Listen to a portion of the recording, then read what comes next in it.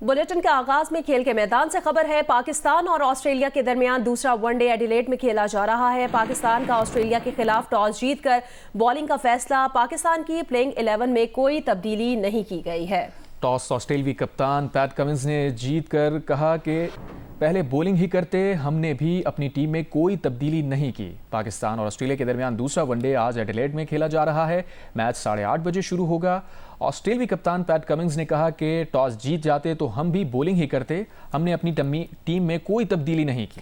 इसी पर बात करेंगे क्रिकेट के सिकंदर बख्त हमारे साथ लाइन पर मौजूद है। सिकंदर, कहिएगा, दूसरा मैच आज खेला जा रहा है पाकिस्तान और ऑस्ट्रेलिया के दरमियान, और पाकिस्तान प्लेइंग 11 में कोई तब्दीली नहीं की गई है। जी मेरे ख्याल से तो होना चाहिए था, स्पिनर्स को किसी को एक आना चाह, मगर जिस तरह के मैं देख रहा हूँ कि जो कह रहे थे रिजवान कि हमने पिछले मैच में बहुत जबरदस्त फाइट की थी, तो इसलिए मैं कोई टीम में तब्दीली नहीं करना चाहता। और टॉस जीत कर अब उन्होंने जो बॉलिंग करने का फैसला किया, उसका मतलब ये कि थोड़ा बहुत जो मॉइस्चर होगा पिच पे उसका वो फायदा उठाना चाहते हैं। तो देखते हैं कि इस दफा पाकिस्तान चेस करना इतना आसान नहीं होता, मगर उन्होंने चूज किया है चेस करना। सिकंदर साहब, ये बताइएगा, एडिलेड में प्लेइंग कंडीशंस किस तरह की होती हैं? क्या स्पिनर्स को ये सूट करती है कंडीशंस?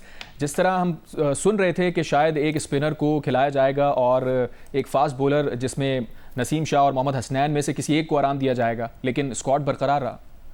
देखिए, वो पिचेस चेंज होती रहती हैं वक्त के साथ साथ। अब यहाँ से जो पिच जो आपकी तस्वीर आ रही है उसमें नजर आ रहा है, तो वो इतनी वाइटिश नहीं है जिस तरह की स्पिनर्स के लिए होनी चाहिए। तो मेरे ख्याल से जो पिच देखकर ही उन्होंने फैसला किया होगा कि इधर कोई चांस नहीं है। मगर पिछले मैच में जो है रिजवान ने ना किसी, जैसे हमारे पास वो है आगा सलमान है, वो स्पिन करता है, अगर साइम अयूब भी थोड़ी बहुत गेंदें करते हैं बहुत अच्छे ठीक ठाक वो वनडे के अंदर, तो उनको ट्राई करना चाहिए था। तो देखते हैं कि आज वो करते हैं कि नहीं करते, इसलिए कि जो आपके पास जो कुछ भी मौजूद है, जैसे भी जो भी ऑप्शंस आपके पास होते हैं उसको यूटिलाइज करना बहुत जरूरी होता है। तो देखते हैं अभी जब मैच जब शुरू होगा तो किस तरह की पिच है। तो सिकंदर साहब, आप क्या समझते हैं आज के मैच में पाकिस्तान को किन चीज़ों पे खास ख्याल रखना होगा? पिछले मैच में तो हमने देखा पाकिस्तान ने एक्स्ट्रा रन्स बहुत सारे दे दिए थे और फाइट बैक जरूर किया, लेकिन शायद उन एक्स्ट्रा रन्स की वजह से पाकिस्तान गेम से बाहर हो गया था।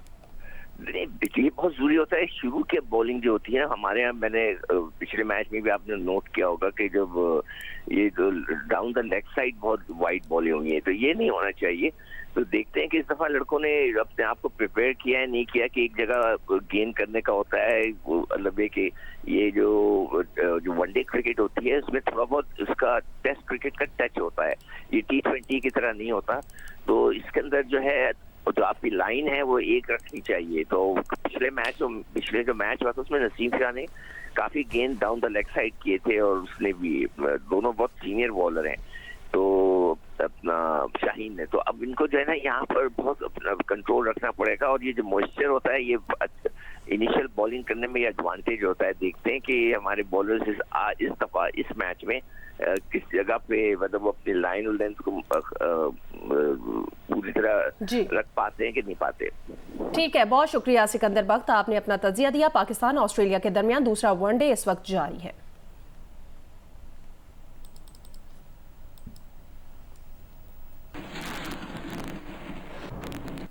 आगे बढ़ते हैं। भारत के वज़ीर आज़म नरेंद्र मोदी ने कहा है कि आर्टिकल 370 की दीवार कब्रिस्तान में गाड़ दी। दुनिया की कोई ताकत 370 दोबारा नहीं ला सकती। मकबूजा कश्मीर की नई असम्बली के इजलास में अरकान ने मुतालबा किया था कि इलाके का खुसूसी दर्जा बहाल किया जाए। अगस्त 2019 में भारतीय सरकार ने एकतरफा इकदाम से मकबूजा कश्मीर की हैसियत बदल दी थी। नेशनल कॉन्फ्रेंस और कांग्रेस इत्तेहाद ने करारदाद मंजूर करके नई दिल्ली से मुतालबा किया कि मकबूजा कश्मीर की हैसियत बहाल की जाए। बीजेपी के अरकान असम्बली ने PTP की जानिब से पेश करारदाद की कॉपियां छीनने की कोशिश की। सार्जेंट एंड आर्म्स ने हंगामा राई करने वाले बीजेपी अरकान को बाहर निकाल दिया। भारत की सुप्रीम कोर्ट के सुपुर्दोश होने वाले चीफ जस्टिस ने भी आर्टिकल 370 मनसूख होने की तौसीक की थी, मगर रियासती इंतखाबात कराने का भी हुक्म दिया था। खबर दें आपको, लाहौर और मुल्तान समेत पंजाब के मुख्तलिफ शहरों में स्मॉग की शिद्दत बरकरार है। ऐसी आलूदा फ़ज़ा में सांस लेना इंसानी सेहत के लिए इंतहाई ख़तरनाक है। मुल्तान में पार्टिकुलेट मैटर्स की तादाद 1635 तक पहुँच गई है, जो इंसानी सेहत के लिए इंतहाई नुकसानदेह है। लाहौर में पार्टिकुलेट मैटर्स की तादाद 860 रिकॉर्ड की गई है। लाहौर इस वक्त भी दुनिया के आलूदा तरीन शहरों में पहले नंबर पर है।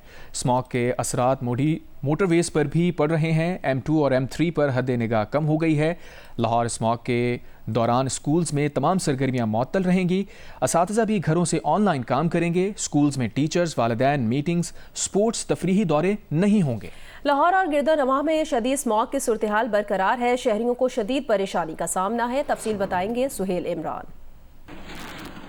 जी, इन दिनों लाहौर के शहरी जो हैं वो खुनकी से लुत्फानंदोज होते हैं, लेकिन इसका सारा मज़ा जो है वो किरकिरा कर दिया है इस आलूदा तरीन फ़ज़ा ने, जो कि तशवीशनाक हद तक मुसलसल जो है वो बढ़ रही है। आज भी लाहौर में जो एयर क्वालिटी इंडेक्स है उसमें पार्टिकुलेट मैटर जो है वो 700 से तजावज़ कर चुके हैं। इस हवाले से हुकूमत ने कई इक़दाम का जिक्र किया है, लेकिन अब तक उन इक़दामात पर अमल नहीं किया जा रहा। ख़ास तौर पर मास्क को लाजमी करार दिया गया है, लेकिन शाज़ो नादर ही लोग हैं जो मास्क इस्तेमाल कर रहे हैं। उसी तरह धुआं छोड़ती गाड़ियां दिखाई दे रही हैं, चिंची उसी तरह सड़कों पर दौड़ रही हैं। उनका कोई सद्देबाब करने के लिए तैयार नहीं है। इस फ़ज़ा ने शहरियों का गुजर बसर करना इंतहाई मुश्किल कर दिया है। ख़ास तौर पर बच्चों और बूढ़े लोगों में जो सांस की बीमारियां हैं वो बढ़ रही हैं, दमे के मरीजों में इजाफा हो रहा है और हर कोई नाक कान गले की बीमारी में मुब्तला हो रहा है। आने वाले दिनों में भी इस फ़ज़ा में जो है वो कमी आने का इम्कान नहीं है, क्योंकि अगले 8-10 रोज़ में अगर बात रेडार देखा जाए महकमा मौसमियात के हवाले से, उस पर बारिश की पेशगोई नहीं की गई और लाहौर के शहरियों को इसी फ़ज़ा में जीना पड़ेगा। जी, दीगर शहरों में स्मॉग की क्या सूरत हाल है, ये बताएंगे इस ब्रेक के बाद।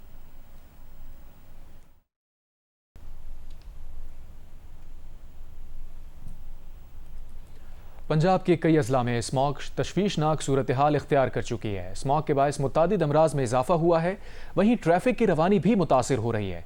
इस बारे में मजीद बता रहे हैं गुजरात से नुमाइंदा जी न्यूज़ राजा रियाज रासिख, हाफिजाबाद से सैयद ज़मीर और सरगोदा से मलिक असगर। ये पंजाब के दूसरे शहरों की तरह गुजरात में भी स्मोक ने डेरे डाल दिए हुए हैं और यहाँ पे इस वक्त सूरत हाल जो है ये स्मोक जो उसकी और धुंध की वजह से नज़र भी कम हो रही है और लोगों को बीमारियों ने आन पकड़ा हुआ है। और डॉक्टरों का कहना है कि इस वक्त जो स्मोक में लोगों को मास्क पहनना चाहिए। स्मोक पैदा करने वाली फैक्ट्रियाँ और भट्टे हैं उनको भी सील किया हुआ है और उस पर 3 भट्टों के खिलाफ FIR भी दर्ज की हुई है। जी, हाफिजाबाद में जो स्मोक में इजाफा हो रहा है उसके साथ साथ यहाँ पर ज़िली इंतज़ामिया की जानब से इंसदादे स्मोक एक्ट के तहत कार्रवाइयों का सिलसिला भी बढ़ता चला जा रहा है। ज़िला भर में अब तक धुआं छोड़ने वाली 423 गाड़ियों और चिंगटी रक्षों को बंद करके उनके मालकान को मजमूई तौर पर 36 लाख रुपए से ज़ायद के जुर्माने किए जा चुके हैं। तिब्बी माहिरीन ने शहरियों पर जोर दिया है कि वो घर से बाहर निकलते हुए मास्क का ज़रूर इस्तेमाल करें। सरगोदा में भी अब इस स्मॉग ने अपने असरात दिखाना शुरू कर दिए हैं। दूसरी तरफ कारोबारी ज़िंदगी भी मुतासर होना शुरू हो गई है, चूँकि दिन के औकात में शदीद धुंध की तरह स्मॉग फैली हुई है। आम आदमी इससे शदीद मुतासर हो रहा है। फैसलाबाद में अंदरून शहर सनतों की मौजूदगी फ़ज़ाई आलूदगी में मुसलसल इजाफे का बायस है, जिससे शहर से बाहर मुंतकिल किए बगैर शहरियों के सांस लेने को सहल नहीं बनाया जा सकता। तफसील बताएंगे इरफानुल्लाह। फैसलाबाद में अंदरूनी शहर सनती इदारों के गिर्द आबादियों के मकीन यूं तो सारा साल फ़ज़ाई आलूदगी से मुतासिर होते हैं, लेकिन स्मोक के मौसम में इनकी मुश्किलात कई गुना बढ़ जाती हैं।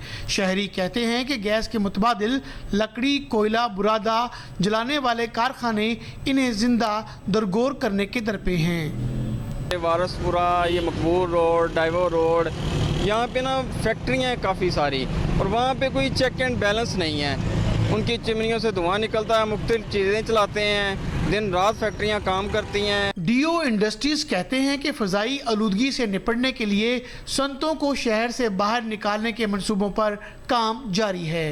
जो इंडस्ट्रियल एरिया शहर के अंदर ये 1985 से तकरीबन चल रहे थे, उस वक्त ये इंडस्ट्रीज एरिया में आ रहे थे। फिर उसमें जो आबादी साथ साथ शिफ्ट होती गई तो वो उसके हिसाब से वो पोल्यूशन के लिए बायस बन रहा है। इसी वजह से गवर्नमेंट ने ये स्मॉल इंडस्ट्रीज़ के साथ मिलकर एक प्रोग्राम बनाया है कि इसको जो शहर के अंदर अब जो इंडस्ट्रीज़ आ गई है इसको शिफ्ट किया जाए। शहरियों को स्मोक की संगीनी से बचाने के लिए संतों को शहरी इबादियों से निकालने के मंसूबों को तेज करने की ज़रूरत है। कैमरामैन अली असलान और मोहम्मद उस्मान के साथ Irfanullah, Geo news, Faisalabad. Chief justice Yahya Afridi आज सुप्रीम कोर्ट में जुडिशल कमीशन और सुप्रीम जुडिशल काउंसिल की सदारत करेंगे। ज़राए के मुताबिक चीफ जस्टिस याहिया आफरीदी ने आज जुडिशल कमीशन का इजलास 2 बजे तलब कर रखा है। चीफ जस्टिस की ज़ेर सदारत इजलास में सिंध हाई कोर्ट में आइनी बेंचेस के लिए जजेस की नामजदगी पर गौर किया जाएगा। इसके अलावा सुप्रीम जुडिशल काउंसिल का इजलास भी आज चीफ जस्टिस की ज़ेर सदारत होगा, जिसमें जजेस और इलेक्शन कमीशन मेंबरान से मुताल्लिक शिकायत का जायजा लिया जाएगा। आपको बताएं, डिप्टी कमिश्नर क्वेटा ने पाकिस्तान तहरीक इंसाफ की आज जलसा करने की दरख्वास्त मुस्तरद कर दी। पीटीआई ने हॉकी ग्राउंड में जलसा करने का ऐलान कर रखा है। पीटीआई के सूबाई सदर की जानिब से 8 नवंबर बरोज़ जुमा क्वेटा के अयूब स्टेडियम या हॉकी ग्राउंड में सियासी जलसा करने का एनओसी जारी करने की दरख्वास्त की गई थी, जिस पर उन्हें ज़ाती तौर पर तलब किया गया था, ताहम वो पेश नहीं हुए। डीसी के मुरासले में कहा गया कि बलूचिस्तान पब्लिक सर्विस कमीशन के इम्तिहानात अयूब स्टेडियम में हो रहे हैं। बलूचिस्तान हुकूमत ने खेलों के मैदानों में सियासी जलसों पर पाबंदी आयद कर रखी है। मुरासले में कहा गया कि खिलाफ वर्जी पर कानून के मुताबिक सख्त कार्रवाई अमल में लाई जाएगी।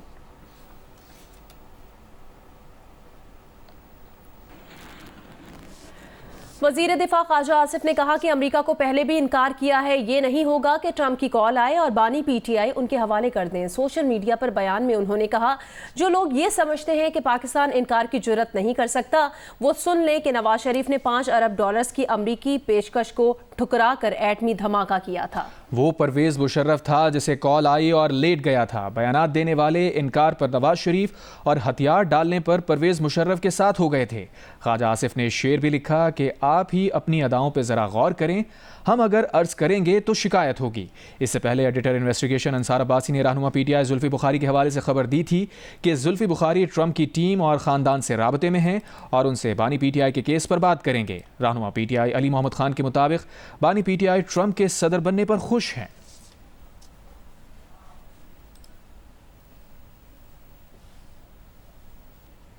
अमेरिका में साबिक पाकिस्तानी सफ़ीर हुसैन हक्कानी ने बानी पीटीआई को जवाब देते हुए कहा है कि ना तो मैं कभी लॉबियस्ट था और ना अब हूं। अगर होता तो इस वक्त पीटीआई से बहुत ज़्यादा पैसे लेकर उनको इस काम पर लगाया हुआ होता कि तुम्हारा सब काम हो जाएगा, जैसा कि बाज़ लोग कर रहे हैं। जियो न्यूज़ के प्रोग्राम आज शाहज़ेब खानज़ादा के साथ में बात करते हुए हुसैन हक्कानी ने मजीद कहा, खुदा करे कि बानी पीटीआई उस ख्वाब से निकले जो उन्होंने अपने लिए बुन लिया है। अगर उनके कान कच्चे हैं और लोग आकर उनके कान भर देते हैं तो इसका ये मतलब नहीं कि अमरीकी सदर भी किसी के कान भरने से पॉलिसी बनाएंगे। इमरान खान आज भी आपको नहीं भूले। आज भी जब जेल में उन्होंने सहाफ़ियों से बात की तो उन्होंने कहा कि बाइडेन से कम से कम ट्रंप बेहतर होंगे, क्योंकि बाइडेन ने बाजवा के कहने पर हुसैन हक्कानी की तरफ से जो लॉबी की गई मेरे खिलाफ उस पर यकीन कर लिया था। ट्रंप कम से कम न्यूट्रल होंगे। मैं इमरान खान साहब का बड़ा ममनून हूँ कि वो वक्तन फ़वक्तन याद करते रहते हैं। खुदा करे कि वो समझदारी करें और अपने आप को इस मुश्किल से निकालें जिसमें वो फंस गए हैं, और उस ख्वाब से निकालें जो उन्होंने अपने लिए ये बुन लिया है। क्योंकि उनके कान कच्चे हैं और उनको लोग आके उनके कान भर देते हैं, तो इसका ये मतलब नहीं है कि सदर बाइडेन जैसा सियासी तौर पर तजुर्बाकार आदमी भी किसी के कान भरने से पॉलिसी बनाएगा। मुमकिन है कि मेरी कुछ तहरीरों से किसी ने कोई राय बनाई हो, लेकिन ना तो मैं कभी लॉबिस्ट था ना हूं, और अगर लॉबिस्ट होता तो इस वक्त पीटीआई से बहुत सारे पैसे लेकर उनको इस काम पे लगाया हुआ होता मैंने कि तुम्हारा सब काम बस हो जाएगा और इतने पैसे मुझे दे दो, जैसा बाज लोग कर रहे हैं। जनूबी वजीरिस्तान के इलाके करामा में सिक्योरिटी फोर्सेस और खवारिज के दरमियान फायरिंग का तबादला हुआ। फायरिंग के तबादले में 5 खवारिज हलाक हो गए। शदीद फायरिंग के तबादले के दौरान 4 बहादुर जवान भी शहीद हो गए। ISPR के मुताबिक जनूबी वजीरिस्तान के इलाके करामा में सिक्योरिटी फोर्सेस और खवारिज के दरमियान फायरिंग का तबादला हुआ। फायरिंग के तबादले में 5 खवारिज हलाक कर दिए गए, जबकि मुकाबले में 4 बहादुर जवानों ने जामे शहादत नोश किया। शहीद होने वालों में नायब सूबेदार तैयब शाह और लांस नायक गुलाब जमान शामिल हैं। लांस नायक मुजम्मिल महमूद शहीद और लांस नाइक हबीबुल्ला ने भी जामे शहादत नोश किया। ISPR के मुताबिक इलाके में पाए जाने वाले किसी और खारजी के खात्मे के लिए ऑपरेशन किया जा रहा है। पाकिस्तान की सिक्योरिटी फोर्सेस दहशतगर्दी की लानत को ख़त्म करने के लिए पुरअज़्म हैं। हमारे बहादुर सिपाहियों की ऐसी कुर्बानियाँ हमारे अज़्म को मज़ीद मजबूत करती हैं। और अब जियो स्पोर्ट्स। इंटरनेशनल क्रिकेट काउंसिल से पाकिस्तान और इंग्लैंड के दरमियान होने वाली 3 टेस्ट मैचेस की सीरीज के लिए बनाई गई पिचेस को तसल्ली बख्श करार दिया है। पाकिस्तान ने सीरीज 2-1 से अपने नाम की थी। मुल्तान और रावलपिंडी की पिच पर हीटर लगाए, पंखे भी चलाए। इंग्लैंड के साबिक कप्तानों ने तनकीद भी की, लेकिन इंटरनेशनल क्रिकेट काउंसिल की जानिब से ओके की रिपोर्ट है। पहले मुल्तान टेस्ट में रन्स के अंबार लगे। पाकिस्तान ने 550 रन्स बनाए, इंग्लैंड ने 800 से ज्यादा स्कोर किया। फिर दूसरे टेस्ट में मुल्तान ही की पिच पर स्पिनर्स का जादू चला। नौमान अली और साजिद खान ने इंग्लिश बैटर्स को खूब घुमाया। पिंडी में भी स्पिनर्स की यही जोड़ी छाई रही। पाकिस्तान ने पहला टेस्ट हारने के बाद अगले दोनों टेस्ट जीते और सीरीज भी 2-1 से अपने नाम की। ICC ने मुल्तान और रावलपिंडी की पिचेस को तसल्ली बख्श करार दिया है। पहले टेस्ट की बैटिंग विकेट पर भी इत्मीनान का इजहार किया है। कौमी विमेन वनडे टूर्नामेंट आज से कराची में शुरू होगा। चैंपियंस वनडे कप में काम करने वाले 5 मेंटोर्स टूर्नामेंट में टीमों के साथ शामिल होंगे। इवेंट की इनामी रकम 33 लाख रुपए रखी गई है। 5 टीमों का नेशनल वुमेन्स वनडे टूर्नामेंट 8 से 30 नवंबर तक कराची में होगा। चैलेंजर्स, कॉन्कर्स, इनविजिबल्स, स्टार्स और स्ट्राइकर्स की टीमें डबल लीग फॉर्मेट में मुकाबला करेंगी। हर टीम 8 मैचेस खेलेगी। पॉइंट्स टेबल पर मौजूद टॉप की 2 टीमें 30 नवंबर को फाइनल के लिए क्वालिफाई करेंगी। हर रोज 2 matches Hanif Mohammad Oval Ground और UBL स्पोर्ट्स कॉम्प्लेक्स में खेले जाएंगे। 21 मैचों के टूर्नामेंट की इनामी रकम 33 लाख रुपए है। फातेह टीम को 15 और रनर अप को 10 लाख रुपए मिलेंगे। फैसलाबाद में होने वाले चैंपियंस वनडे कप के 5 मेंटोर्स टूर्नामेंट में टीमों के साथ शामिल होंगे। चैलेंजर्स को वकार यूनिस की खिदमत हासिल होंगी, जबकि कॉन्कर्स की रहनुमाई मिसबाउल हक करेंगे। सरफराज अहमद इनविजिबल टीम को दस्तयाब होंगे, जबकि स्टार्स और स्ट्राइकर्स को बिल तरतीब शेब मलिक और सकलैन मुश्ताक की सरपरस्ती हासिल होगी। सकलैन मुश्ताक ज़ाती मसरूफियात के सबब छुट्टियों पर हैं। वो 18 नवंबर को टीम ज्वाइन करेंगे। चैलेंजर्स की क़यादत ऑलराउंडर आलिया रियाज करेंगी। कॉन्कर्स की कप्तानी कौमी टीम की कप्तान फातिमा सना करेंगी। बल्लेबाज मुनीबा अली इनविजिबल की क़यादत करेंगी, जबकि सिद्रा अमीन और निदा डार बिल तरतीब स्टार और स्ट्राइकर्स की कप्तानी संभालेंगी। नवी थल जीप रैली का आज दूसरा रोज है। छांगा मांगा टीले पर क्वालिफाइंग राउंड के मुकाबले होंगे। क्वालिफाइंग राउंड में सबसे कम टाइम पर ट्रैक मुकम्मल करने वाले रेसर स्टॉक और प्रीपेयर्ड कैटेगरी के मुकाबलों में सबसे पहले ट्रैक पर रवाना होंगे। तफसील बताएंगे जियो न्यूज़ के नुमाइंदे मोहम्मद अदनान मुश्तबा। थल जीप रैली का दूसरा रोज है। क्वालिफाइंग राउंड के मुकाबले आज सारा दिन होंगे। गुज़िश्ता रोज 80 से ज़ायद जो रेसर हैं उन्होंने अपनी रजिस्ट्रेशन और टैगिंग का अमल मुकम्मल करवाया। गाड़ियों की इंस्पेक्शन गुज़िश्ता रोज मुकम्मल करवाई गई। आज क्वालिफाइंग राउंड में जो रेसर्स हैं वो तकरीबन 3 किलोमीटर तवील जो ट्रैक पर गाड़ियाँ दौड़ाएंगे। इस क्वालिफाइंग राउंड के ज़रिए ही तय हो सकेगा कि प्रीपेयर्ड और स्टॉक कैटेगरी के लिए सबसे पहले कौन से रेसर्स ट्रैक पर रवाना होंगे, क्योंकि क्वालिफाइंग राउंड में सबसे कम वक्त पर ट्रैक मुकम्मल करने वाला जो रेसर है वो स्टॉक और प्रीपेयर्ड कैटेगरी में सबसे पहले रवाना होगा। तो सारा दिन क्वालिफाइंग राउंड के मुकाबले जारी रहेंगे, जिसमें 80 से ज़ायद जो रेसर्स हैं, मर्द और ख़वातीन रेसर्स हैं, वो हिस्सा लेंगे। और इसके बाद अगर 9 नवंबर की बात की जाए तो 9 नवंबर को स्टॉक कैटेगरी के मुकाबले होंगे, जिसमें ABCD कैटेगरीज हैं। इसके अलावा जो 10 नवंबर है उसमें प्रीपेयर्ड कैटेगरी के मुकाबले होंगे और 10 नवंबर की रात को ही तकरीब तकसीम इनामात मुजफ्फरगढ़ के फैसल स्टेडियम में मुनक्किद होगी। जी, पेशावर में टीचर्स का एहतजाज चौथे रोज में जारी है, जिसके बायस प्राइमरी तालीमी इदारों में तदरीसी अमल रुक गया है। तफसील बताएंगी जियो न्यूज़ की नुमाइंदा माहम कुरैशी।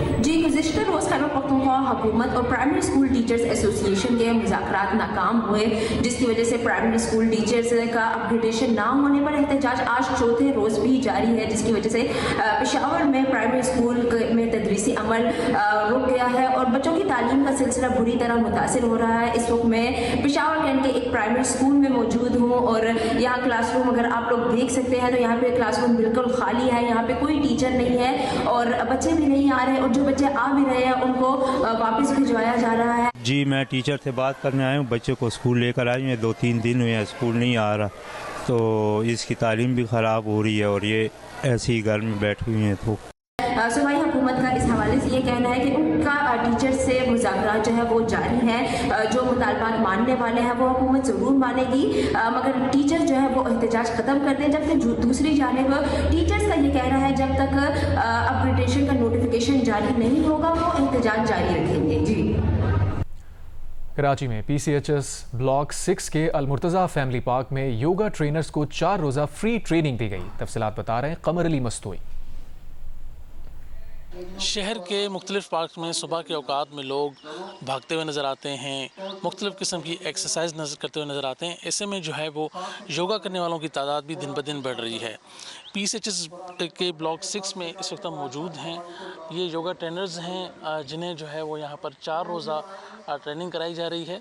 चीफ योगा ट्रेनर मोहम्मद आज़म साहब की निगरानी में इन्हें 4 रोज़ा ट्रेनिंग कराई जा रही है। योगा करने से आपकी मेंटल हेल्थ जो इस वक्त पूरी सोसाइटी सफ़र कर रही है, just because of so many emotional, psychological और financial pressures, people are suffering mental health. और आइए योगा सीखिए। योगा में आपकी सिर्फ ना मेंटल हेल्थ बेहतर होगी बल्कि आपकी हार्ट की कंडीशन, पूरी बॉडी की कंडीशन आपकी इंप्रूव कर जाएगी और आप अपने जो एनर्जी है वो 20 से 25 साल की उम्र वाली फील करेंगे। कि योगा एक लाइफस्टाइल है। योगा करने से आपकी नींद अच्छी होगी, आपके रोज़मर्रा के मामलात अच्छे होंगे और आप बेहतर तरीके से परफॉर्म कर पाएंगे।